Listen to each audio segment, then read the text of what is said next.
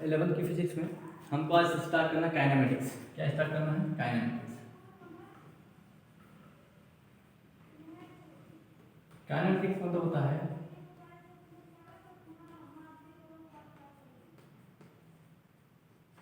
Kine का मतलब होता है मोशन। क्या होता है? मोशन। मैटिक्स मतलब होता है मैथमेटिक्स,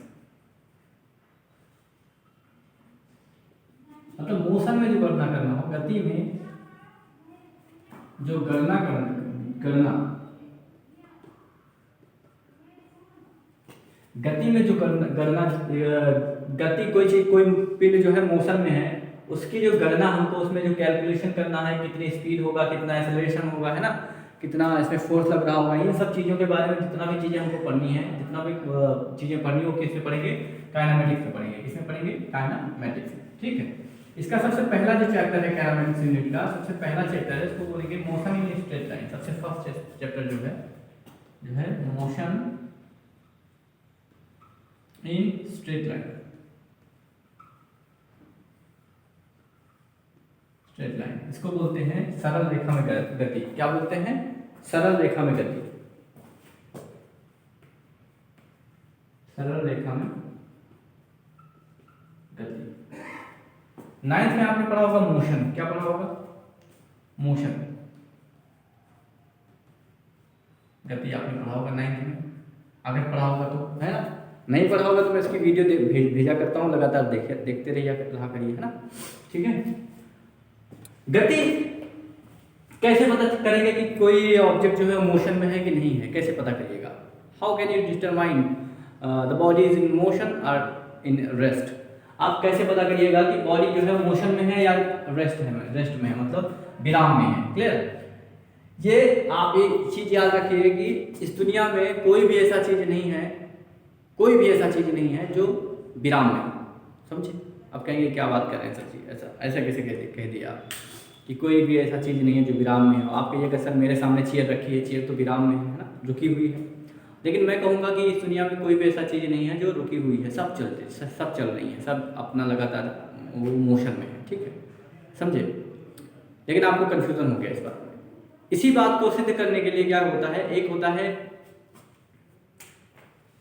एक नया टर्म आता है फिजिक्स में जिसको बोलते हैं डायरेक्शन पॉइंट। क्या बोलते हैं? Direction point. डायरेक्शन पॉइंट इसको बोलते हैं निर्देशन बिंदु। क्या बोलते हैं? निर्देशन बिंदु। अब ये क्या नया चीज? निर्देशन बिंदु। देखो ना, हमने क्या कहा कि इस दुनिया में कोई भी चीज ऐसी नहीं है जो रुकी हुई हो, लेकिन आपके सामने रखी हुई चेयर जो है वो रुकी हुई होती है। क्या होती है? रुकी हुई होती है। तो कंट्राडिक्ट कर गया। कंट्राडिक्ट मतलब हो गया कि हम आपकी कही हुई बात पे क्या हो गया, है ना, क्रॉस क्वेश्चन हो गया। क्लियर? हमने कहा कि कोई चीज़ रुकी हुई नहीं है, फिर मैं कहता हूँ चेयर मेरे सामने रुकी हुई है ना। क्या होता है कि इस दुनिया में हर एक कोई भी चीज़ मोशन में है कि रुकी हुई है, वो किससे डिपेंड करता है? वो रिलेटिविटी से डिपेंड करता है। मतलब कैसे पता किया जाएगा? रिलेटिविटी से। मतलब जैसे हम इसको बोलेंगे डायरेक्शन पॉइंट। डायरेक्शन पॉइंट इसका मतलब समझो। जैसे मैं कह रहा हूँ कि सपोज करिए कि ये क्या है? सन है। क्या है? सन है। एक एग्जाम्पल लेके समझाता हूँ मैं। और ये इसका ऑर्बिट है।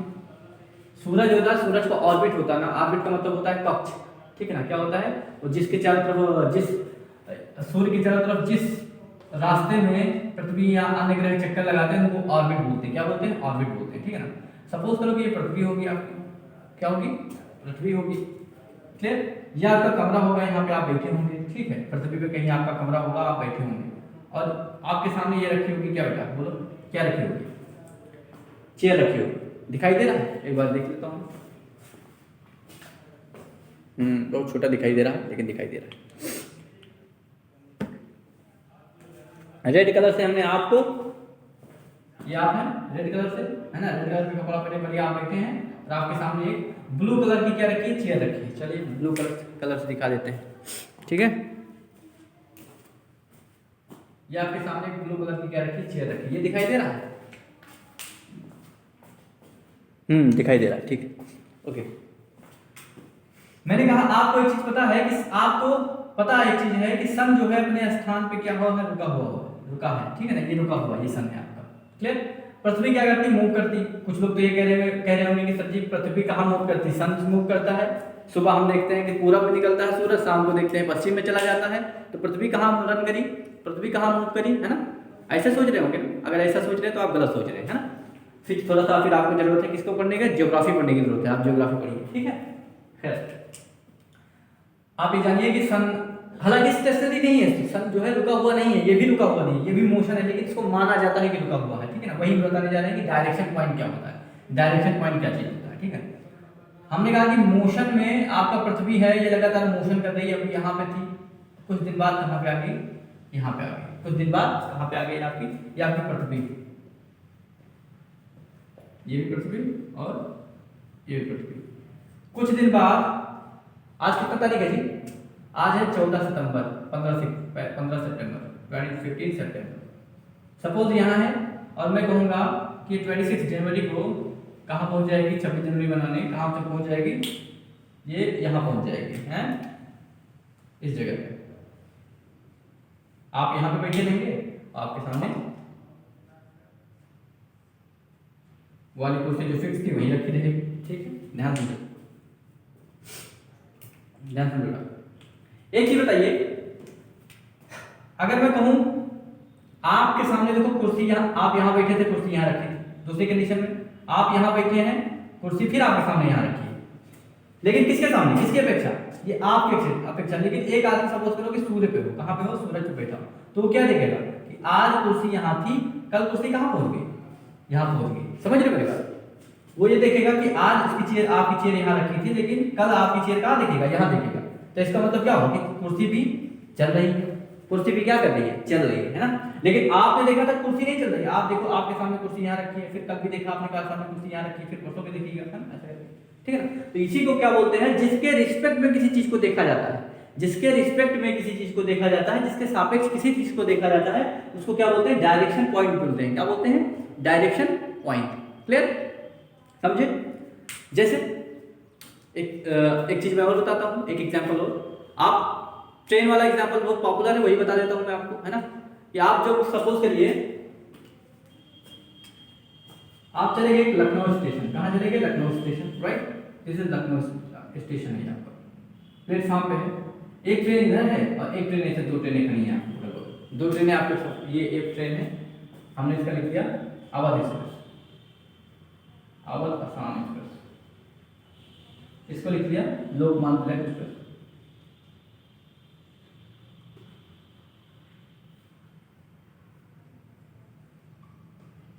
ये हमने लिख दिया है, क्या है, ये है आपका लखनऊ प्लेटफॉर्म, ठीक है।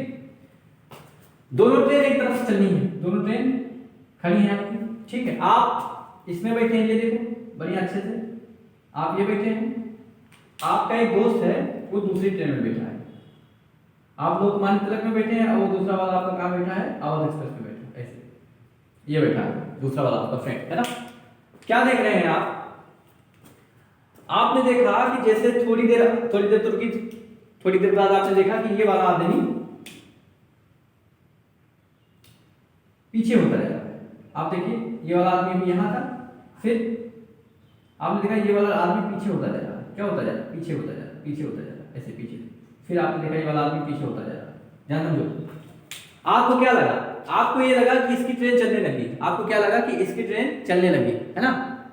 आपको ये लगा कि इसकी ट्रेन चलने लगी। आपको लेना क्या था, वहां से प्लेटफॉर्म से लेना था आपको पानी, वाटर लेना था और चिप्स की बॉटल लेनी, चिप्स लेना था और जो है कोल्ड ड्रिंक लेना था आपको। किस, कहाँ से, प्लेटफॉर्म से। आपने सोचा जब मेरी ट्रेन चलने वाली होगी, कौन सा टाइम हो रहा है ना, ट्रेन चलने वाली होगी तो मैं खरीद दूंगा।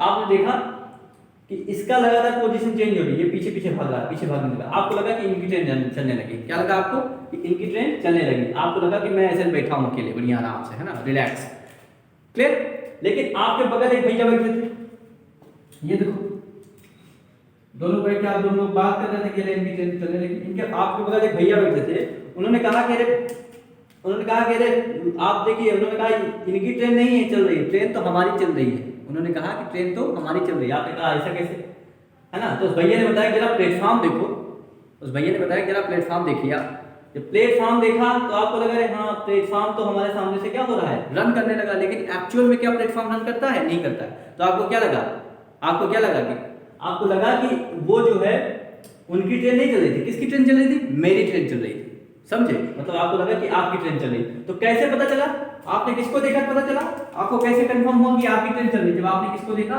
प्लेटफॉर्म को देखा। किसको देखा आपने, प्लेटफॉर्म को देखा। तो इसी प्लेटफॉर्म को बोलते हैं डायरेक्शन पॉइंट। क्या बोलते हैं, डायरेक्शन पॉइंट। निर्देशन बिंदु बोलते हैं कहीं कहीं, या कहीं कहीं लिखा होता है मूल बिंदु बोलते हैं। क्या बोलते हैं, मूल बिंदु, मूल बिंदु। तो अगर मोशन की परिभाषा हम देना चाहें तो कैसा देंगे, कैसे देंगे बताओ, मोशन की परिभाषा कैसे देंगे। ये इतनी बात समझ में आई, अगर समझ में आई तो बहुत अच्छी बात है। तो बताओ बेटा मोशन की अगर परिभाषा देंगे तो हम कैसे देंगे बताओ। मोशन की परिभाषा अगर हमको देना हो तो देखिए कैसे देंगे।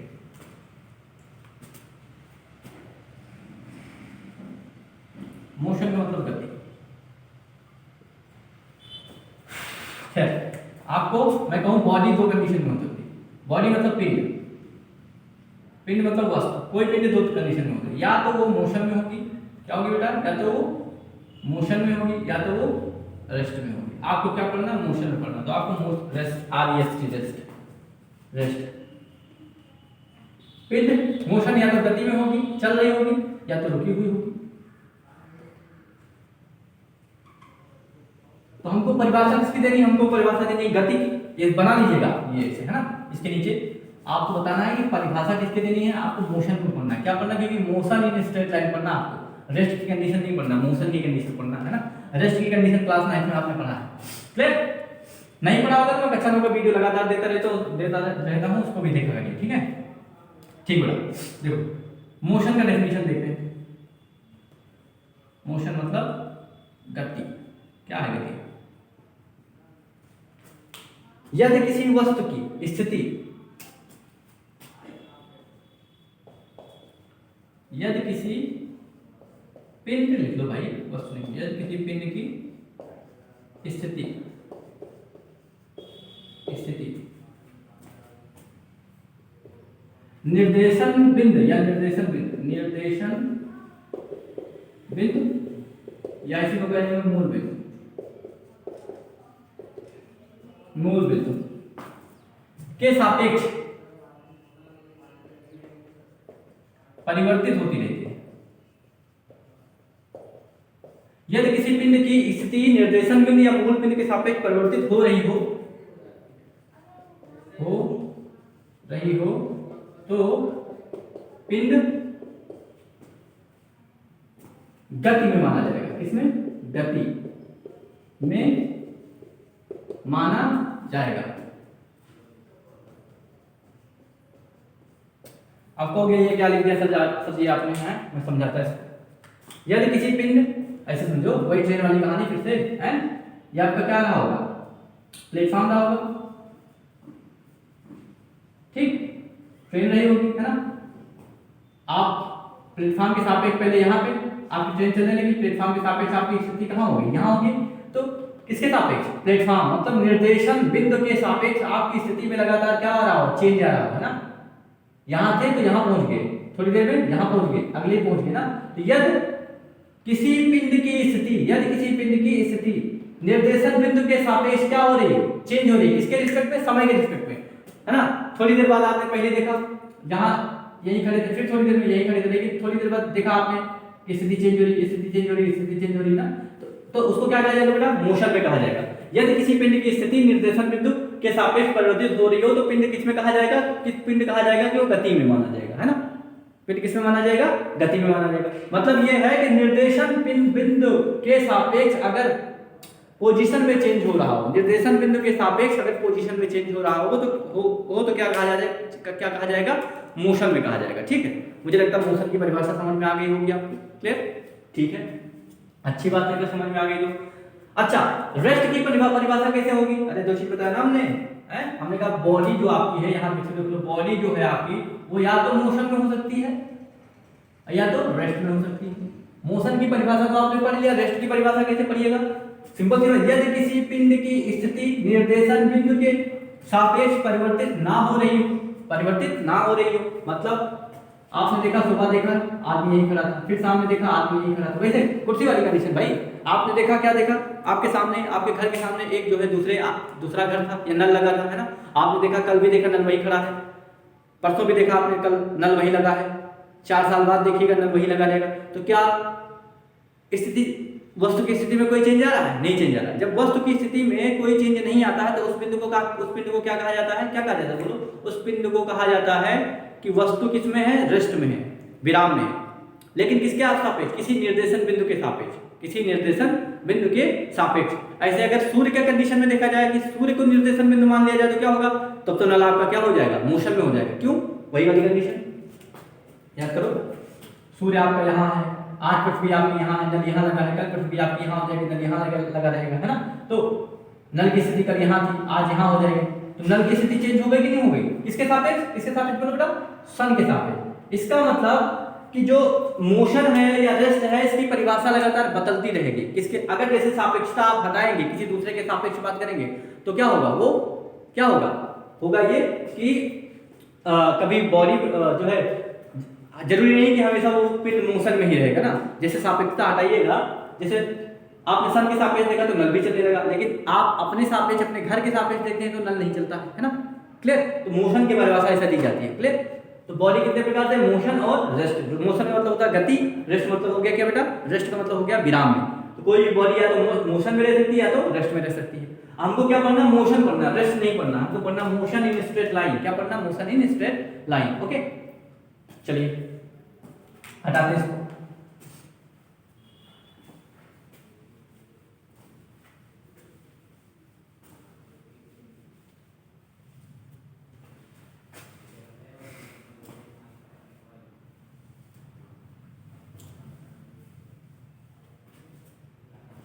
ध्यान से समझिए। अगर मोशन होगा किसी चीज में, आपको पता चल गया मोशन क्या है, मतलब गति होगा किसी चीज में, तो दो प्रकार से गति हो सकता है। कितनी प्रकार से बेटा? दो प्रकार से। एक होता है यूनिफॉर्म मोशन,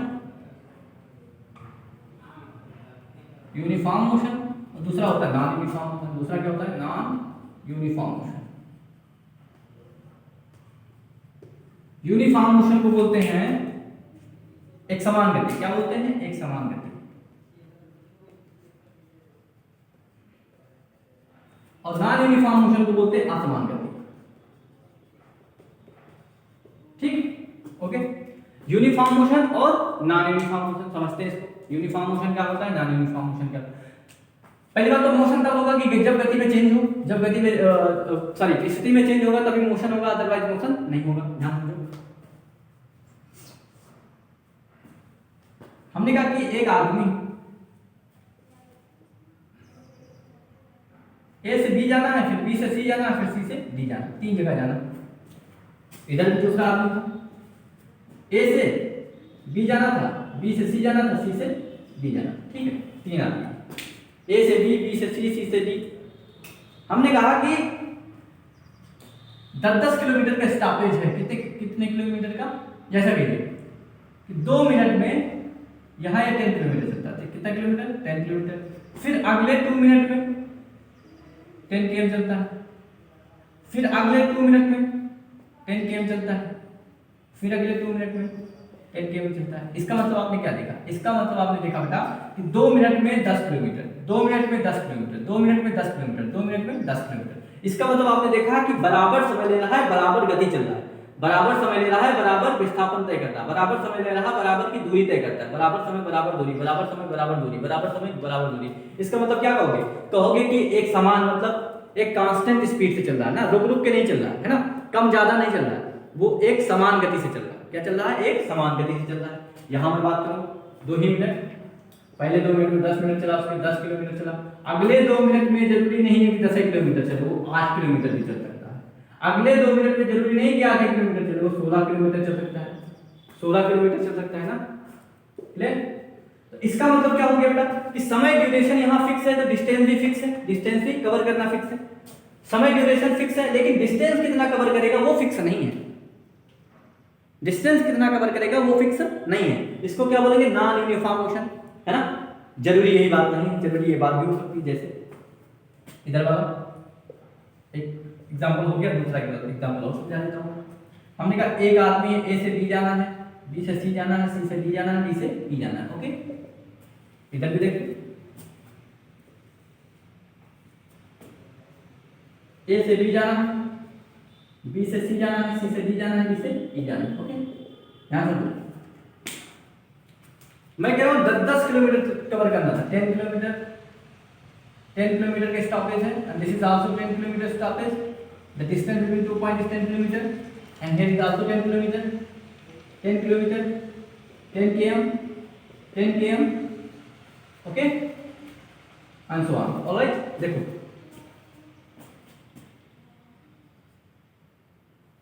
ध्यान सुनो, यहां सपोज करो कि हमने ले लिया कितना मिनट, इसने 2 मिनट यहां ले लिया। ओके, यहां के लिए 2 मिनट ले लिया, यहां के लिए 2 मिनट ले लिया, यहां के लिए 2 मिनट ले लिया, यहां के लिए 2 मिनट लिया इसने, 10 किलोमीटर। देखो ध्यान दो, यहां बराबर समय बराबर समय बराबर समय बराबर दूरी बराबर दूरी बराबर दूरी, तो एक क्या हो गया, एक समान चाल हो गया। यहां दूरी तो बराबर है, लेकिन यहां 2 मिनट लेता है, यहां 6 मिनट ले लेता है, यहां फिर 5 मिनट ले लेता है, यहां 7 मिनट ले लेता है। दूरी तो यहां बराबर, ध्यान रखो, नॉन यूनिफॉर्म मोशन में तो कंडीशन होता है, या तो समय बराबर हो तो दूरी बराबर ना हो, या तो दूरी बराबर हो तो समय बराबर ना हो, समझे? तो दोनों कंडीशन में क्या कहा जाएगा, असमान गति कहा जाएगा। क्या कहा जाएगा बेटा, असमान, नॉन यूनिफॉर्म मोशन। ठीक है, 10 किलोमीटर चलने में 2 मिनट, 10 किलोमीटर में 6 मिनट लगा दिया, 10 किलोमीटर में 5 मिनट लगा दिया, 10 किलोमीटर में 7 मिनट लगा दिया। बताओ यूनिफॉर्म मोशन है क्या? नहीं, ये नॉन यूनिफॉर्म मोशन है। क्या ये? Non uniform motion. ओके, चलिए, ये आपको समझ में आया होगा, मुझे लगता है ये आपको समझ में आया होगा। परिभाषा अगर मैं बोलना चाहूँ, लिखना चाहिए तो, अगर आप लोग लिखना चाहें तो मैं बोल देता हूँ इसकी परिभाषा क्या होगी, डेफिनेशन। यदि कोई पिंड यूनिफॉर्म की बात, यदि कोई पिंड एक समान समय अंतराल में समान दूरी तय करता है तो उसको क्या बोलते हैं, यूनिफॉर्म मोशन बोलते हैं। यदि कोई पिंड एक समान समय अंतराल में समान डिस्टेंस नहीं कवर करता है, समान दूरी नहीं तय करता है, तो उसको क्या बोलते हैं बेटा, असमान चाल बोलते हैं, असमान गति बोलते हैं। दैट इज असमान motion, that is non uniform motion. Clear हो गया डेफिनेशन। इसके आगे क्या करना है, अगला ऐसे बनाइएगा जैसे मैं पढ़ा रहा हूं ना, वैसे नोट करना चाहिए, एकदम जबरदस्त है ना। रिवाइज करने में बहुत आसान होगा ये आपके लिए, ये आपके लिए रिवाइज करने में बहुत आसान होगा।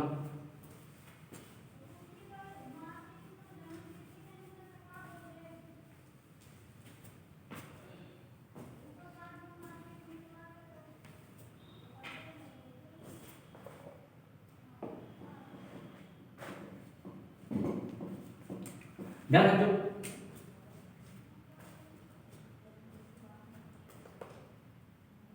मोशन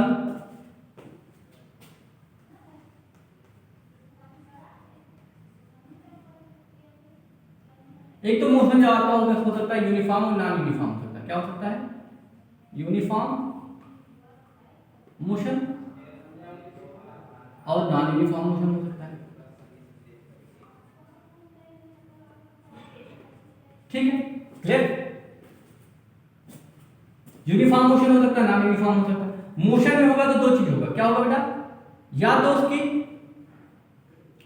उसमें 2 चीज होगी, जब उसका विस्थापन होगा, सॉरी, जब उसकी पोजीशन में चेंज होगी। मोशन क्या होगा, मोशन तभी होगा जब पोजीशन में चेंज होगा। जब पोजीशन में चेंज होगा तो 2 चीज हो सकता है, एक तो वो डिस्टेंस हो सकता है, वो डिस्टेंस कवर कर सकता है, डिस्टेंस कवर कर सकता है, या तो डिस्प्लेसमेंट कवर कर सकता है। क्या कवर कर सकता है, डिस्प्लेसमेंट। डिस्टेंस का मतलब हो गया दूरी, या तो विस्थापन। क्या हो सकता है बेटा, विस्थापन। 2 चीज हो सकता है। क्लियर। अब आप सोचिएगा कि दूरी क्या है, विस्थापन क्या है ना। आप ये सोचिएगा कि दूरी क्या है और विस्थापन क्या है, समझते हैं। दूरी और विस्थापन के बारे में समझते हैं। चलिए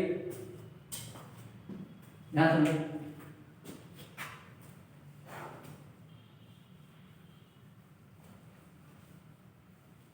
सोचो, दूरी क्या हो सकता है, विस्थापन क्या हो सकता है।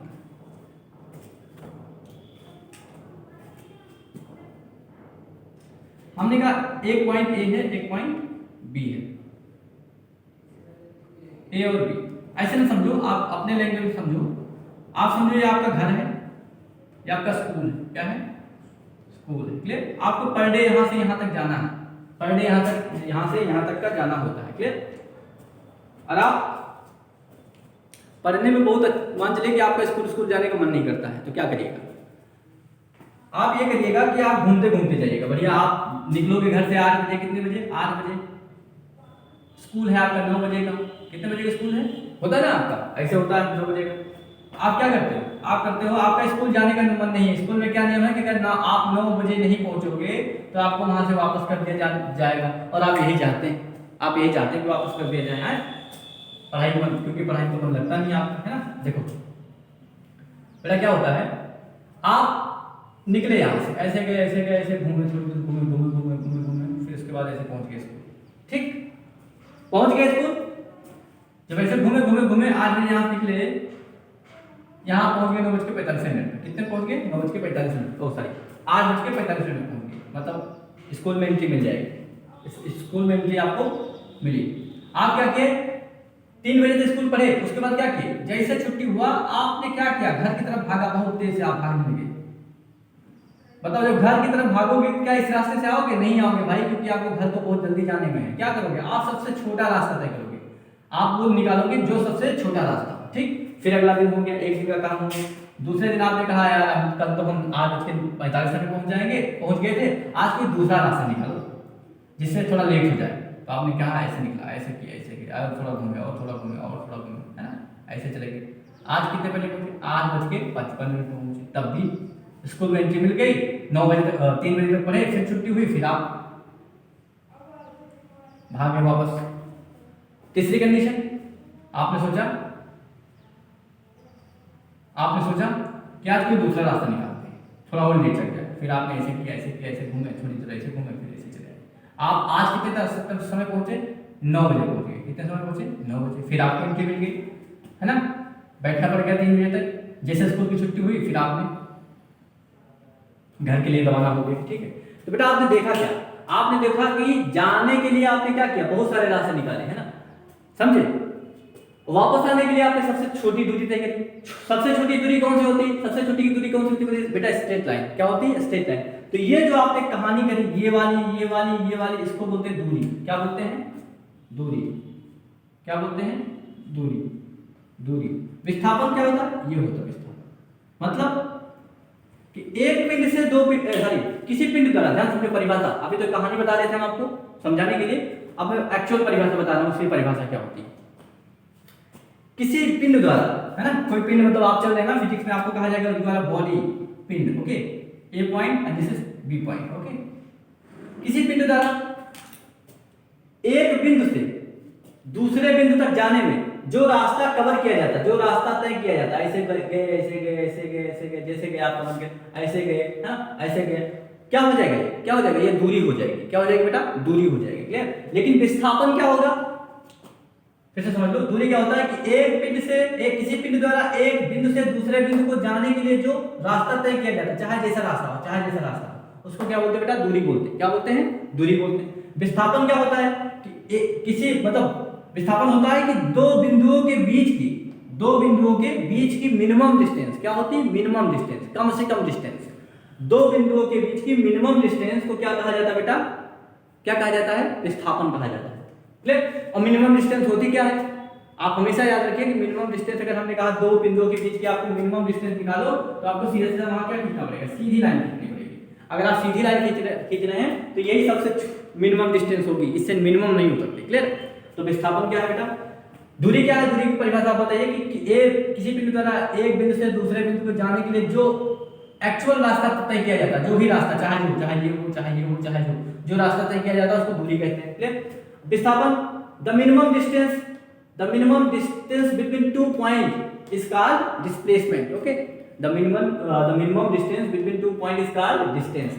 दो बिंदुओं के बीच की सबसे न्यूनतम दूरी को क्या बोलते हैं, विस्थापन बोलते हैं। और न्यूनतम दूरी क्या हो सकती है, हमेशा स्ट्रेट लाइन होती है। न्यूनतम दूरी हमेशा क्या होगा, स्ट्रेट लाइन होगी, सीधी रेखा। स्ट्रेट लाइन मतलब सीधी रेखा, क्लियर, समझे।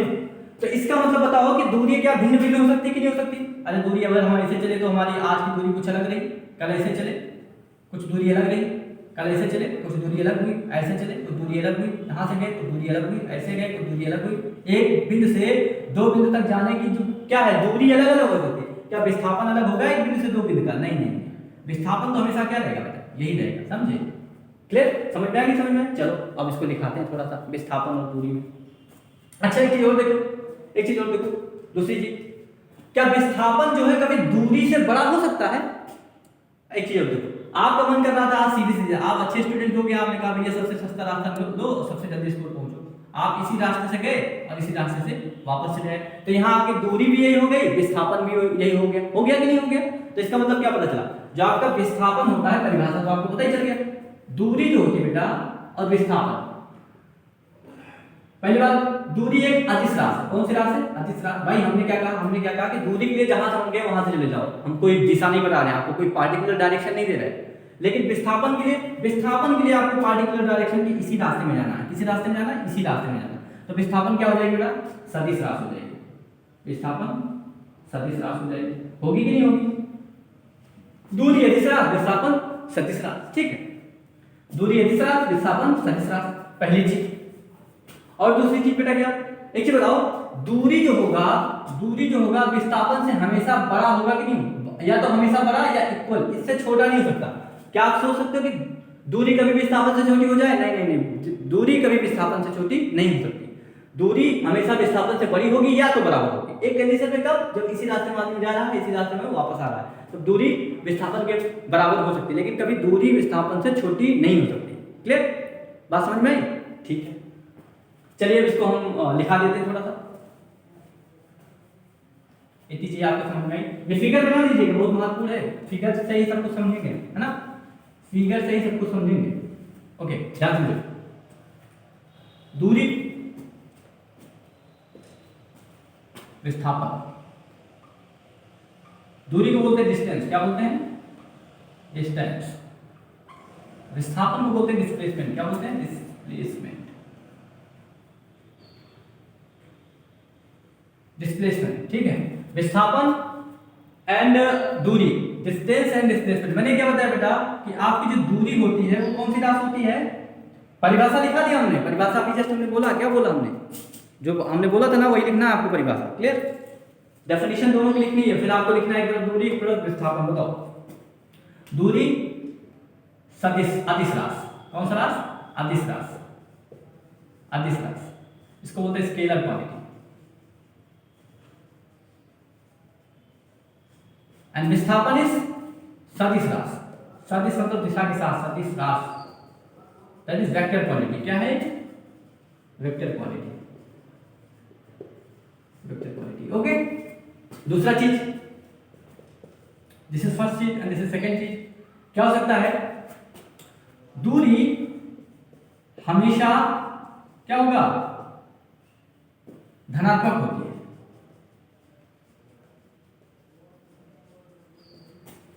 विस्थापन धनात्मक तथा ऋणात्मक दोनों हो सकता है, दोनों हो सकता है। अब सोच रहे हो सर ये क्या? पहली बात ये बताओ सदिश राशि क्या है, और फिर बताओ अदिश राशि क्या है, दो चीज हमको बताओ। तो हम कहेंगे क्या नाइन्थ में कुछ पढ़ा होगा आपने, सदिश राशि दिया है नाइन्थ में, क्या होगा सदिश राशि, अदिश राशि, है ना। ऐसी राशियां जिनको व्यक्त करने के लिए मैग्नीट्यूड की जरूरत पड़े, डायरेक्शन की कोई जरूरत ना पड़े, ऐसी राशियां जिनको व्यक्त करने के लिए केवल परिमाण की जरूरत पड़े, उसको क्या बोलते हैं? अदिश राशि बोलते हैं। ऐसी राशियां जिनको बोलो जिनको व्यक्त करने के लिए परिमाण के साथ साथ दिशा की जरूरत पड़े। अब ये क्या चीज है? परिमाण के साथ साथ दिशा। जैसे हमने कहा आपका वेट कितना, हम कहे आपका मास कितना, वजन कितना जी, द्रव्यमान कितना, कहिएगा 2 किलोग्राम। क्या कहिएगा? 2 किलोग्राम। चीनी का द्रव्यमान कितना? 2 किलोग्राम। या ऐसे कहेंगे कि हमको 5 किलोग्राम चीनी दे दो। क्या कहोगे? 5 किलोग्राम चीनी दे दो। इसमें कहीं आपने दिशा बताया कि हमको 5 किलोग्राम उस दिशा में चीनी दे दो? कहीं बताया आपने 5 किलोग्राम हमको जो है पूरा दिशा में चीनी दे दो? कोई मतलब हुआ नहीं। जिसको व्यक्त करने के लिए केवल और केवल परिमाण की जरूरत पड़े, दिशा की कोई जरूरत ना पड़े, उसको क्या बोलते हैं बेटा? उसको बोलते हैं अदिश राशि, सदिश राशि। जैसे हमने कहा 5 किलोमीटर चलो, हैं? हमने कहा हमारा घर यहाँ से 2 किलोमीटर दूर है, हमने कह दिया कि हमारा घर यहाँ से 2 किलोमीटर दूर है। बताओ अब 2 किलोमीटर दूर का मतलब क्या?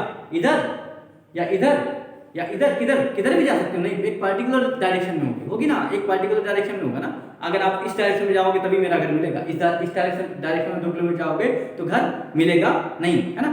तो ये क्या हो गया? विस्थापन हो गया। तो उसके साथ आपको 5 किलोमीटर के साथ साथ आपको बताना पड़ेगा कि यहाँ से मेरा घर 5 किलोमीटर पूर्व दिशा में, यही तो बताइएगा ना। तो जिस राशि को व्यक्त करने के लिए परिमाण के साथ साथ डायरेक्शन की भी जरूरत पड़े, that is called what, that is called vector quantity. उसको क्या बोलते हैं? सदिश राशि।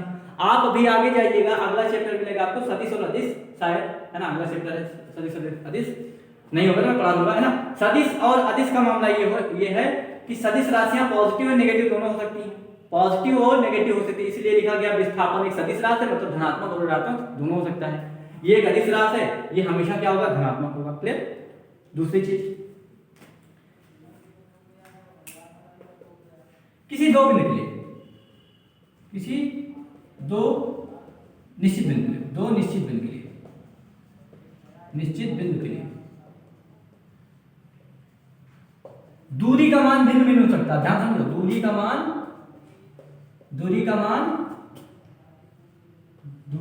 भिन्न भिन्न हो सकता है, मान भिन्न भिन्न हो सकता है।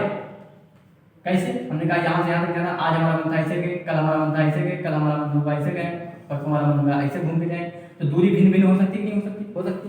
लेकिन किसी दो निश्चित बिंदु के लिए, किसी दो निश्चित बिंदु के लिए